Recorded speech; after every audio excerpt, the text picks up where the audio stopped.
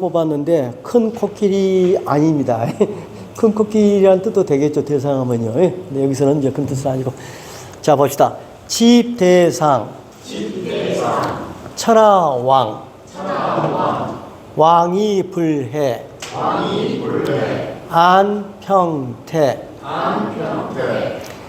악여이. 과객지. 도지출구. 담호기부미. 시지부족견. 청지부정문. 용지부족해. 다시요. 용지부족기. 여러분들 여기에 쉼표로 아니면 마침표로 바꿔주시고요. 마침표로. 똑같이 부족 이렇게 되어 있지만 의미가 여기서 끊어져요. 의미에서 끊어지고 어떻으면 될게요.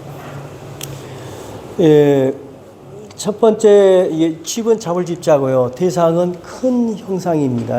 그래서 대상은 비유어인데 그래서 당연히 큰 코끼리는 아니고요. 큰 형상, 진짜로 큰 형상. 이것은 자주 나왔던 겁니다. 뭐 대상은 형태가 있을까 없을까요? 진짜 큰 소리는 소리가 들리지 않아. 진짜 큰 형태는 형태가 없어. 진짜로 큰 것은 형태가 없는 거예요. 제가 그래서 이런 식으로 설명드렸잖아요. 세상에는 동그라미, 세모, 네모, 수많은 형태가 있는데 그 형태를 만들어낸 어떤 근본적인 플라톤으로 따지면 이데아가 있다든가 아니면 그것들이 전부 귀의하는 어떤 총창력이 있다면 그것은 어떤 모습이 있는가? 그것은 모습이 없는 거예요. 모든 모습을 다 안을 수 있다면 그 큰 형상은 지 자신은 모습이 없어요. 그래서 대자가 노자의 단어 중에 대자가 붙은 것들은 사실은 다 대부분이 도를 비유하는 말들이에요. 큰 형상을 쉬운 말로 다시 한번 따질게요. 나 왼손잡이야. 야, 왼손 이쪽으로 모여. 오른손잡이야. 오른손은 이리 모여가 아니라 나는 왼손, 오른손잡이가 아니야. 두 개 다 아니야. 한 사람만이 천하를 다 안을 수가 있어요. 큰 형상을 손에 쥐고 있으면 천하 모든 사람이 그에게 갈 수가 있어요. 동그라미도 갈 수도 있고 세부도 갈 수 있고 마름모도 갈 수 있고 모든 사람이 다 갈 수가 있어요. 그런데 지도자가 대상이 아니고 소상, 작은 구체적인 형태 하나를 딱 갖고 동그라미 모여라 해버리면 천하를 안을 수가 없어요.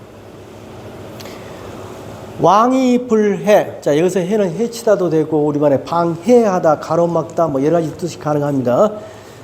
자, 천하의 사람들이 거기에 가는데 가고 해치지 아니하니 안평태라. 자, 평태는 태평과 같은 말이에요. 근데 왜 태평이라 안 썼을까요? 원래 태평이란 말을 더 많이 쓰는데. 자, 지금까지 우리가 이제 곧 종강하니까 한번 짚어내야 해. 왜? 그러니까 태평과 같아요. 근데 태평이라 안 쓰고 왜 평태라고 썼을까? 일부러 순서로 바꿨었거든? 이제 아시죠? 자, 상, 왕, 아분 맞췄어요. 그러면 해, 태, 그냥 아분 그냥 되잖아요. 그죠? 근데 오늘 태평이라고 쓰면 아분이 안 돼. 그래서 이렇게 바꿔 쓴 거예요. 그러니까 태평과 평태는 같은 뜻이야? 같은 뜻입니다. 평이나 태나 같은 뜻이고. 그러면 앞에 안이 뭐냐? 이때 안은 편안하다가 아니에요. 이 안이라는 단어는 이 접속사로서 이때는 이에 그러면이라는 뜻을 쓰였어요. 그런 용법들이 상당히 많이 씁니다. 맹자에도 많이 나오고 그래요. 이 안이란 말이. 이에 그래서 천하가 왕하다 그를 방해하지 않으니 오는 것을 너는 오지 마 하는 게 아니라 전부 다 받아들이니 이에 모든 사람이 네모 동그라미 세모 혹은 빨갱이 파랑둥이 모든 사람들이 다 와서 태평할 수가 있어요. 제가 끊어놓을게요. 자, 도는 어쩐다고요? 대상이고 대상은 형태가 있다고 없다고요? 포인트. 무 없다는 겁니다. 무 없다는 개념은 아까 아침에 돌을 이야기할 때 작다 해서 크다고 그랬어요. 작아서 너무너무 작아서 형태도 아니 모습이 없는 상태. 그것도 그러니까 가장 큰 것과 가장 작은 것이 만나는 거예요, 사실은. 가장 큰 것은 커서 모양이 없고 작은 것은 너무 작아서 모양이 없고 그래요. 내가 끊어볼 거예요. 여러분들 이런 상상해 보지 않았어요? 야, 그러지 말고 우리의 조물주가 있다면 여호와가 계신다면 우리가 알아보기 쉽게 어떤 형상을 뚜렷이 갖고 우리 안에 탁 나타나거나 어떤 특정한 맛을 갖고 있거나 소리를 갖고 있거나 하면 우리가 참 캐치하기 좋을 텐데 이런 생각 가져보셨나요? 근데 만약에 여러분들 도라는 게 특정한 모양을 갖고 있거나 특정한 맛을 갖고 있거나 진짜 달콤하다면 여러분 좋을까요? 한번 이런 가정해 보세요. 우리가 지금 살 때 가장 기본적으로 생명체들이 물과 공기에 의해 살아요. 물과 공기 없이는 못 살죠? 여러분들 물이 달콤했으면 좋겠어요? 공기가 고소했으면 좋을 것 같아요? 질려불죠. 징해불죠. 징해불죠. 물이 곰국 같은 맛 났으면 좋겠어요? 설렁탕 같은 맛 났으면 좋겠어요? 그냥 질려버려요. 핵심은 진짜 우리에게 필요한 것들, 도에 가까운 것들은 무라는 사실. 무 맛, 무 형태, 무 소리라는 것. 그래서 이렇게 합니다. 자, 악은 음악이에요. 자, 중국의 고전을 읽을 때 음악이 나오면 뭐 경음악, 성악 이걸 떠올리시면 안 됩니다. 뭘 떠올리셔야 하냐면 종합 퍼포먼스를 떠올리셔야 합니다. 그러니까 이 당시에 음악이라는 것은 춤과 노래와 무용과 모든 게 합쳐진 상태를 악이라고 불러요. 근데 그걸 이해하는 데 굉장히 중요합니다. 그 말을 이해하셔야 합니다. 그래야 뒷 내용이 이해가 돼요. 그 다음에 이는 우리가 많이 쓰는 것은 우리가 미끼이란 말도 쓰고요. 근데 원래 그 눈줄은 떡이라고 우리가 사전적으로 나올 겁니다. 옛날에 가장 맛있는 게 떡이었을까요? 여러분들 떡 오늘 드셨죠? 맛있죠? 떡. 그 다음에 엿. 뭐 이런 뜻으로, 엿이 있지 않다는 걸 쓴다. 떡. 그래서 맛있는 음식이라는 뜻을 쓰였어요. 어쨌든 이는 맛있는 음식은 맛이 있는 겁니다. 맛이 있는 거예요. 그 다음에 이 음악은 들을 수 있겠죠. 당연히. 그 다음에 아까 전에 이 음악 안에는 뭐가 들어간다고 그랬어요? 춤도 들어가고 뭐 다 들어간다고 그랬죠. 볼 수도 있는 겁니다. 그래서 볼거리, 들을거리. 이것은 입으로 먹을거리. 그래서 인간의 감각으로 캐치될 수 있는 것들을 대표적으로 두는 거예요. 종합 음악과 맛있는 음식이 있음이라고 이해할 거예요. 지나간 나그네도 치 발길을 멈춰요. 자, 어디선가 음악 소리가 멋있는 음악이 연주되고 있어. 아니면 퍼포먼스가 공연되면 지나가던 사람도 구경하게 되지요. 그 다음에 맛있는 음식을 누가 만들거나 냄새가 풍기면 지나가는 사람도 발걸음을 멈춰요. 그런데 돈은 어떻습니까? 들을 거리, 먹을 거리 이런 것이 다 없어. 그러니까 사람들이 그냥 휙 지나가 버려. 휙 지나가 버리는데 지나가 버리니까 아무것도 아니냐면 그러니까 도야. 가 노장을 하는 말입니다. 자, 도가 출구 입에서 나올 때는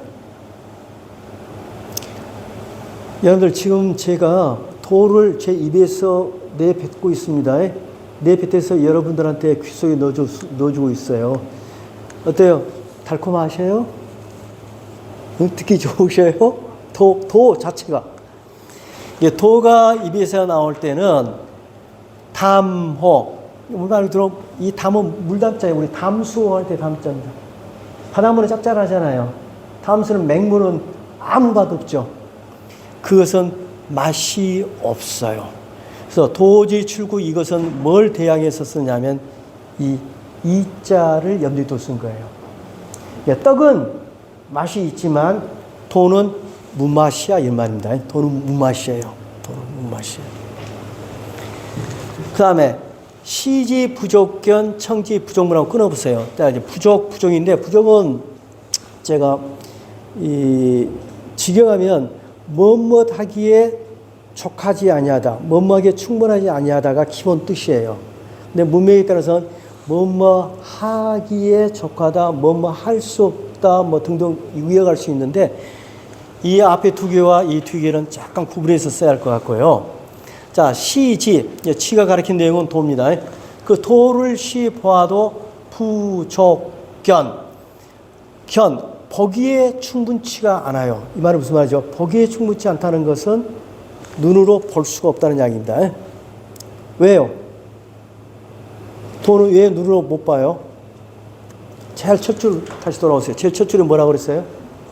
대상이니까, 형상이 없으니까 여러분들 눈으로 봐도 안 보이는 거예요. 청지, 그걸 들으려고 해도 안 들리는 거예요. 그걸 들으려고 해도 부족문, 듣기에 충분치가 않아. 들을 수가 없어요. 왜?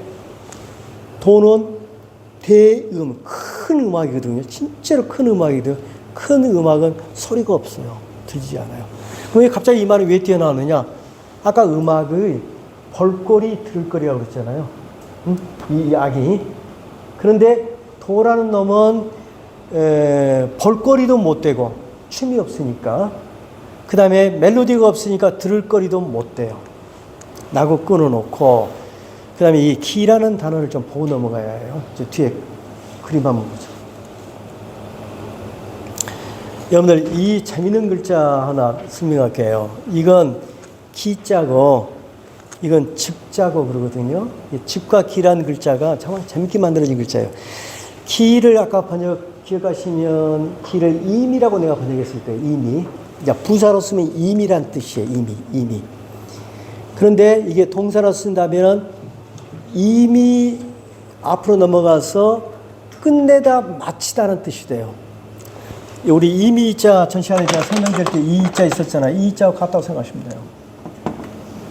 근데 그 이유는 뭐냐면 이 기자는 이 근문에 쓸 때는 이렇게 썼는데 이 앞에가 밥그릇이에요.